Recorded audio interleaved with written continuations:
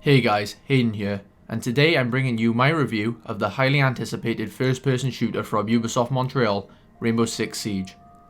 I'll be going over all aspects of the game in significant detail with a score at the end, so if you'd rather know the score with a quick summary, skip to the last moments.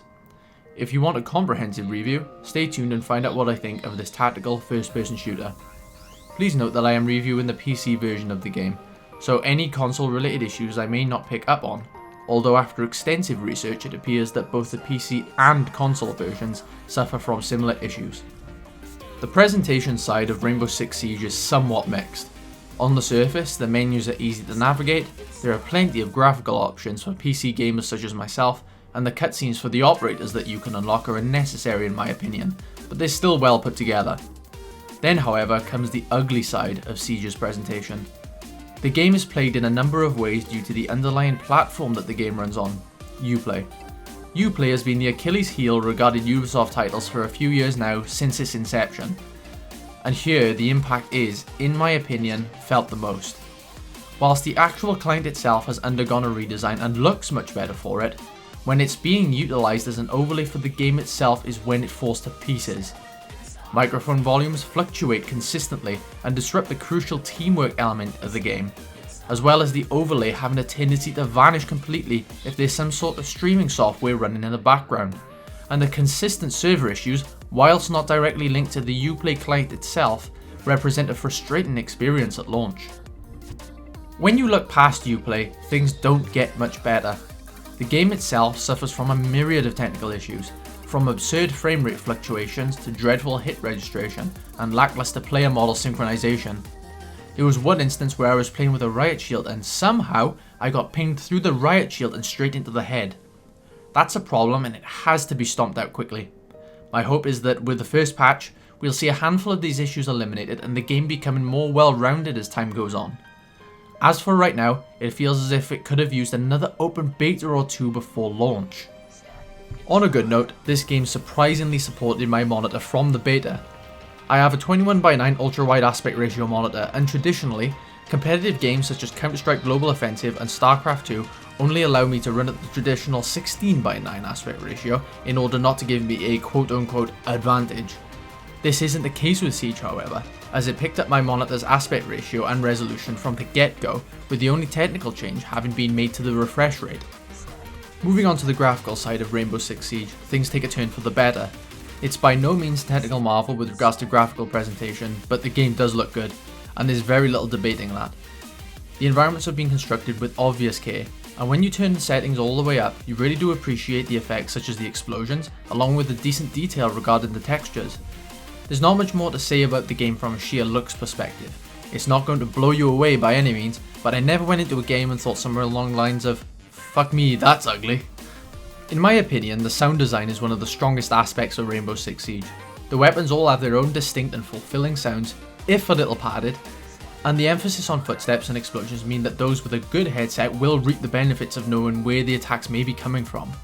For me, the sound design in this game rivals other first-person shooters that are renowned for the same level of audio-related excellence, such as DICE's Battlefield series and Bohemia Interactive's Arma series. This in combination with the solid visuals of the game result in a game that's quite technically excellent. Okay, so let's talk about the most important aspect of any first-person shooter, the gameplay, and more specifically in terms of Rainbow Six Siege, the gunplay. The issue with first-person shooters that release these days is that they don't really differentiate their gunplay from each other all that much. There are exceptions of course, such as the heavily praised Counter-Strike series that has its own independent set of skill-based mechanical gunplay.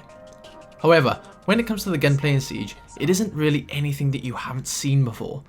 I say it's comparable to the usual suspects of the first-person shooter genre, such as Call of Duty and Battlefield, the only real difference being is the added weight to the guns, with their slower ADS times and dreadful hipfire accuracy, which is a good thing by the way. Other than those things, the gunplay is pretty standard. In other words, it's good and perfectly functional. However, the real differentiator with regards to gameplay is the asymmetrical level design and somewhat remarkable levels of destruction. If there's a wall in this game, there's a pretty good chance that you'll be able to blow your way through it. This opens up the tactical possibilities of the game to new heights that haven't really been seen in a first-person shooter before. With the right team around you, you can formulate a plan of how to take an objective in an efficient and effective manner. When these moments are pulled off, they offer some of the most rewarding and brilliant moments in the modern first-person shooter, or any game for that matter. This is where Siege really shines, and it demonstrates the potential not only as a tactically sound experience, but as a real contender for the esports scene that Counter-Strike currently dominates regarding first-person shooters. The asymmetrical and quite excellent level design in general complements this by offering so many avenues of attack that every game you play, regardless of if you've played the same map roughly 50 times or more, it still feels fresh. I believe that this is what's going to keep Siege around for a long time, assuming of course that the technical issues are ironed out quickly enough. Finally, let's talk about the bread and butter of Rainbow Six Siege, the operators. Operators are essentially classes that all have their own specific gadgets and traits that allow for different types of playstyles. For example, Rook can drop armor for his teammates, which does what it says on the tin, and protects the players that opt to pick it up, whereas Sledge carries a bloody big sledgehammer around with him that allows him to breach walls and doors instantaneously with a single swing. There are 20 operators altogether that augment the gameplay in a way that changes up each match on the fly. You really don't want to be caught in the way of one of Thermite's breaching charges, trust me. And I think that leads pretty well into the conclusion. As you can probably tell, in terms of the game itself, I think that Rainbow Six Siege is a pretty damn good experience overall. It offers innovative elements with regards to the genre of first-person shooters, and it executes them expertly. It has its issues as a game, but there's no question that there's a good time to be had here, and it's easily one of the most tactically focused first-person shooters on the market right now in my opinion. The one significant drawback isn't with the game itself, but the technical issues that continue to plague the game days after launch. Ubisoft have to stomp out these issues quickly in order to ensure the longevity of the game. If they don't, we could be looking at another Evolve here, and we all know how that turned out merely a month after launch. Ubisoft have offered up a stellar concept with solid execution, but it's ultimately let down with the external issues that aren't really regarding the game itself. Therefore, my final verdict on the game is an 8 out of 10. This is a great game that when played with the team is a blast, and I think I'll be playing it well into next year. Ladies and gentlemen, this has been a review of Rainbow Six Siege. It's a recommended purchase from me if you can handle the frustrations that crop up on a somewhat regular basis. Just don't play the ranked game mode until they sort out these problems. For those of you that have bought it, what do you think, and do you agree with my assessment?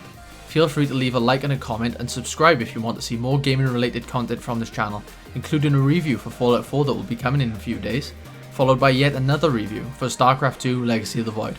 Cheers guys, and I'll see you in the next one. Hell of a shot from him. Friendly's victorious. Hostiles eliminated. Oh my god, there was Thermite as well. That guy's Thermite. Is it?